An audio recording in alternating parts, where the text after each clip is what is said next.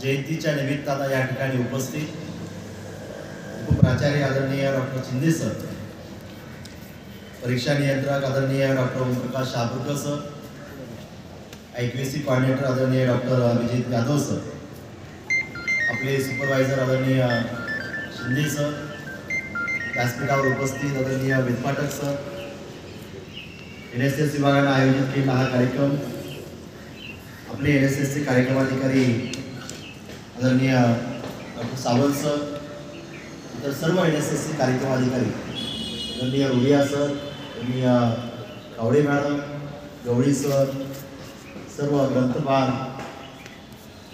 Maske sir, Chavan sir, Kshirsagar sir आणि आपण सर्व उपस्थित मित्रांनो, मी पहिल्यांदा ज्यांना एक महामानव भारतरत्न डॉक्टर बाबासाहेब आंबेडकर यांना विनम्र अभिवादन करतो आणि या जयंतीच्या निमित्तानं आपल्या सगळ्यांना त्यांचे विचार आपण अंगीकारावे, त्यांच्या विचाराप्रमाणे आपलं आचरण असावं, ते राहावं, ते अंगीकारावं, यासाठी मी आपल्या सगळ्यांना या जयंतीच्या निमित्तानं आपल्या सगळ्यांना मी शुभेच्छा देतो.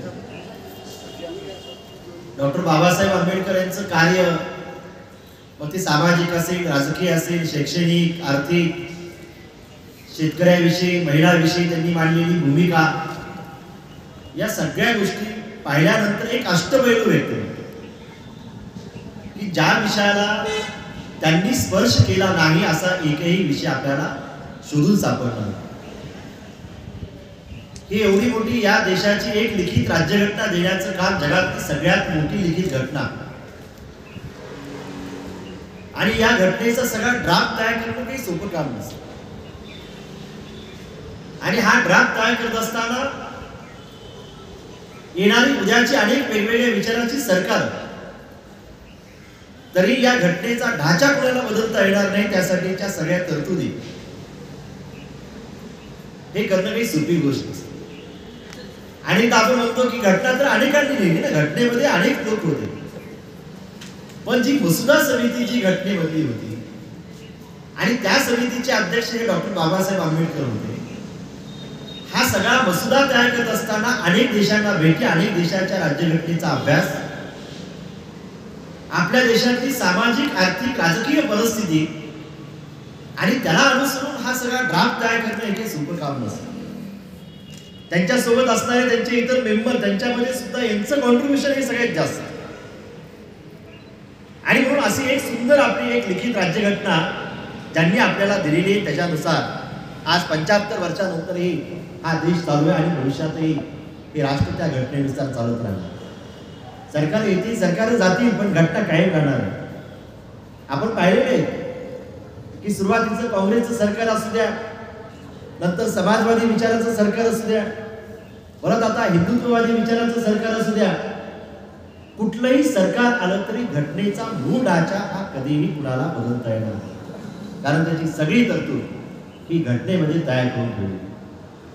आणि म्हणून एक खऱ्या अर्थानं एक विचार देण्याचं काम हे माननीय, ज्याला आपण महामानव म्हणतो, बोधिसत्व म्हणतो, त्या डॉक्टर बाबासाहेब आंबेडकर, आज त्यांचा जो विचार आहे हा शेवटच्या तळागाळातल्या माणसापर्यंत पोहोचवणं आणि त्याच्यानुसार त्यांचं आचरण घडणं हे फार महत्वाचं.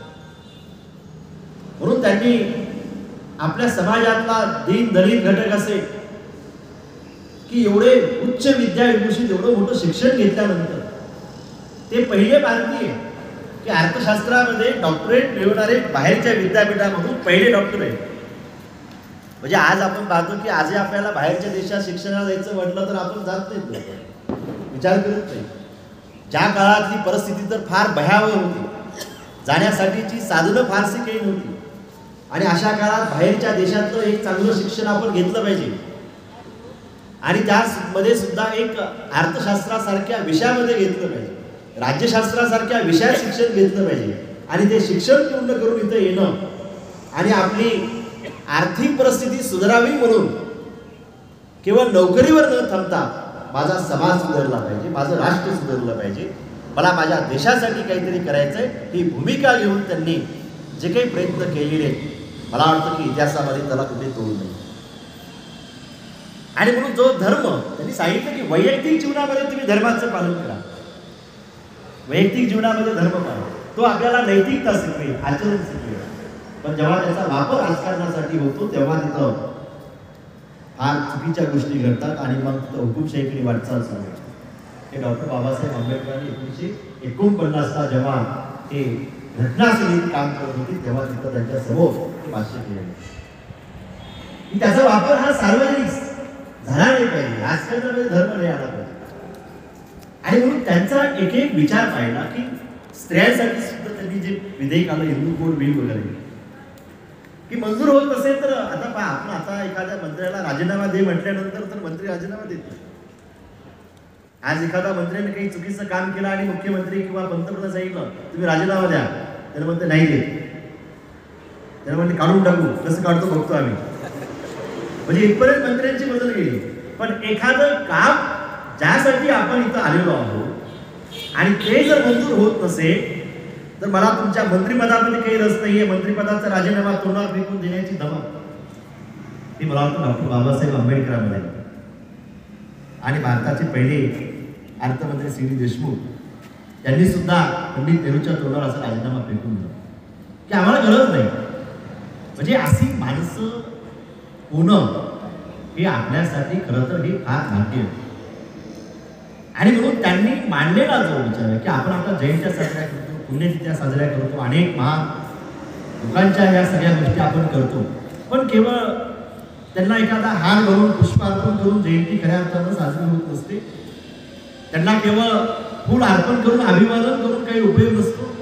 त्यांचा विचार अंगीकारणं फार गरजेचं असतं.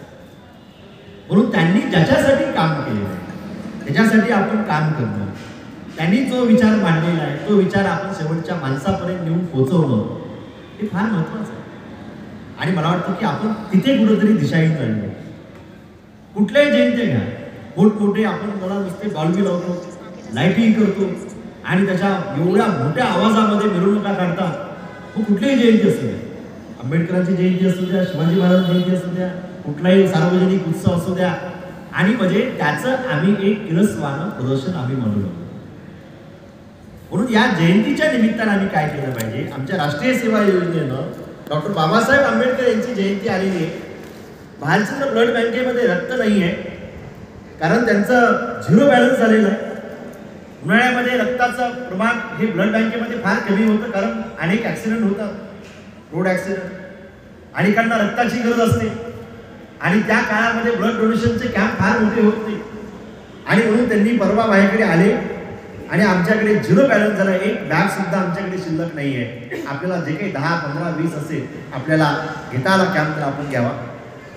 आम्ही लगेच सावंत सरांना बोलून घेतलं आणि आंबेडकर जयंती आता आलेली आहे आणि त्या निमित्तानं आपण एक कॅम्प आयोजित करावा आणि तात्काळ आपण तो कॅम्प आयोजित केला आणि जवळपास 25 ते 30 आपल्या कर्मचाऱ्यांनी, विद्यार्थ्यांनी हे रक्तदान केलं आणि आपण त्या लोकांचे जीव वाचवले. मला वाटतं खरं अभिवादन केलं. आम्ही त्यांच्या विचाराला अनुसरून ज्याला गरज आहे ती गरज आम्ही पूर्ण केलेली.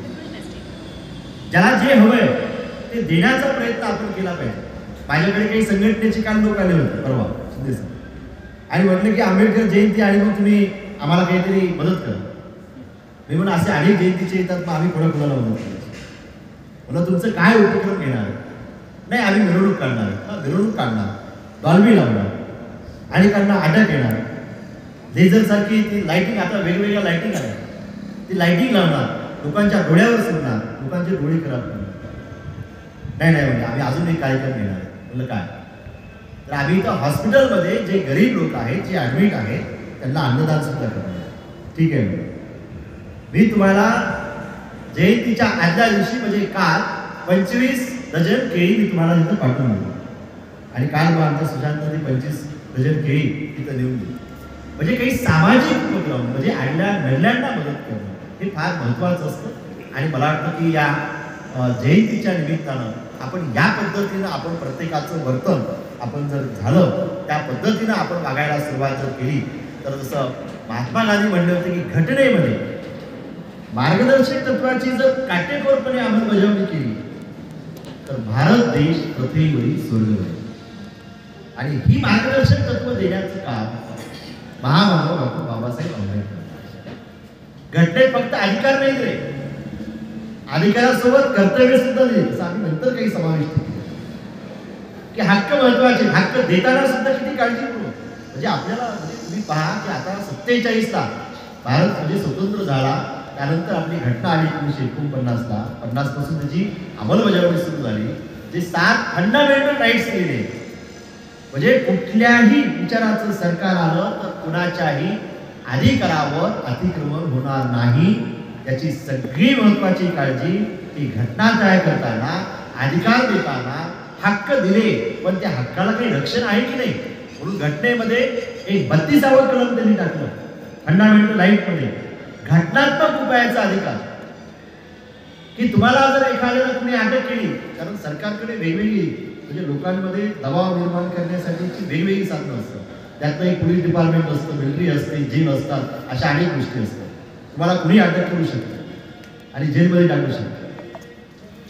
तर त्याला एक दिलाय, तुम्हाला कुठल्या कारणास्तव अटक केलेली आहे ते विचारण्याचा अधिकार हा प्रत्येक नागरिकाला असतो. आणि 24 तासाच्या आत तुम्हाला न्यायालयासमोर हजर करावं लागतं आणि त्यांना सांगावं लागतं की या कारणामुळे यांना अटक केली. पण मोदी सरकारने हे कायदा बदललं. जरा आपण आता ईडी म्हणतो, ईडीमध्ये तरतूद केली की विना परवानगी कुणालाही अटक केली जाऊ शकते, तुरुंगात डांबून टाकला जाऊ शकतो. आणि जोपर्यंत चौकशी पूर्ण होत नाही तोपर्यंत त्याला जेलमध्येच ठेवलं जाऊ शकतं. आणि त्याच्यामुळेच मग अनेक मंत्री असेल, मुख्यमंत्री असेल, लोक जेलमध्ये जाऊन आले ईडी अंतर्गत. वर्ष जाऊन आले, पुढे बाहेर आल्याच्या नंतर काहीच होत नाही. कशासाठी अटक केली त्यांनाही माहीत नाही, पण वर्ष लोक जेलमध्ये राहिले, अनेक मंत्री जेलमध्ये राहिले. पण ह्या तरतुदी सगळ्या घटनेमध्ये आपल्या करून ठेवलेल्या आहेत. आणि म्हणून या जयंतीच्या निमित्तानं मी परत आपल्या सगळ्यांना खूप खूप शुभेच्छा देतो. आपण सगळे डॉक्टर बाबासाहेब आंबेडकर याचे अभ्यासक आहात, त्याचे विचार आपल्या सगळ्यांना माहीत आहे. फक्त नुसते विचार माहीत असून चालणार नाही, तर त्यांच्या विचाराप्रमाणे आपलं आचरण घडलं गेलं पाहिजे आणि त्या पद्धतीनं आपण वागलं पाहिजे, त्या पद्धतीनं आपण बोललं पाहिजे. त्यांच्याकडे जो कामाचा जो एक व्याप आणि जो काही उरक होता की किती विद्वान, म्हणजे 18 तास अभ्यास करायचा. म्हणून तर मी नेहमी म्हणत असतो की आम्ही जयंत्या एखाद्या उद्योजकाची ज्याच्याकडे प्रचंड पैसा आहे त्याची जयंती कधी आम्ही साजरी करत असतो. विद्वान सर्वत्र पूजते. आणि म्हणून एक विद्वान माणूस ज्याची आज भारतातच नव्हे तर सगळ्या जगामध्ये ज्यांची पूजा केली जाते, त्या महामानवाला मी परत एकदा अभिवादन करतो. त्या जयंतीच्या निमित्तानं मी एकच आपल्याकडून अपेक्षा करतो की त्यांच्या विचाराप्रमाणे आम्ही चालावं, त्यांच्या विचाराप्रमाणे आम्ही वागावं, त्यांच्या पद्धतीनं आम्ही त्यांनी जे जे काही केलेलं आहे त्या पद्धतीनं आम्ही म्हणणार नाही की सगळेच काही डॉक्टर बाबासाहेब आंबेडकर, महात्मा गांधी होत असतात, पण त्यांच्या जेवढं जवळ जाण्याचा प्रयत्न आपल्याला करता येऊ शकतो तेवढा आपण तो प्रयत्न करावा. त्यासाठी मी आपल्या सगळ्यांना शुभेच्छा देतो. आणि आमच्या राष्ट्रीय सेवा योजनेच्या वतीनं हा जो काही छान कार्यक्रम या ठिकाणी आयोजित केला ग्रंथालयाने, राष्ट्रीय सेवा योजना, त्यानिमित्त त्यांची सगळी टीम त्यांचंही मी मनापासून अभिनंदन करतो आणि थांबतो. धन्यवाद. केवळ 2 वर्ष आणि 3 महिन्यामध्ये पूर्ण करून लंडन स्कूल ऑफ इकॉनॉमिक्स या ठिकाणी द प्रॉब्लेम ऑफ रुपी या हा ग्रंथ लिहून त्या ग्रंथासाठी त्यांना डॉक्टरेट पदवी मिळाली. आणि डॉक्टर बाबासाहेब आंबेडकर धर्माबद्दल बोलताना सांगतात की खरा धर्म आणि धर्मवादी माणूस कोण, तर खरा धर्मवादी माणूस तो की जो त्याचं कर्तव्य, त्याचं कर्म हा पूर्ण निष्ठेने पार पाडेल. आणि जेव्हा एखादा माणूस त्याचं कर्म आणि कर्तव्य पूर्ण निष्ठेने पार पाडतो तीच खरी धर्मवादी आणि धर्मवाद विचार आहे, असं डॉक्टर बाबासाहेब आंबेडकर या ठिकाणी आपल्याला सांगतात.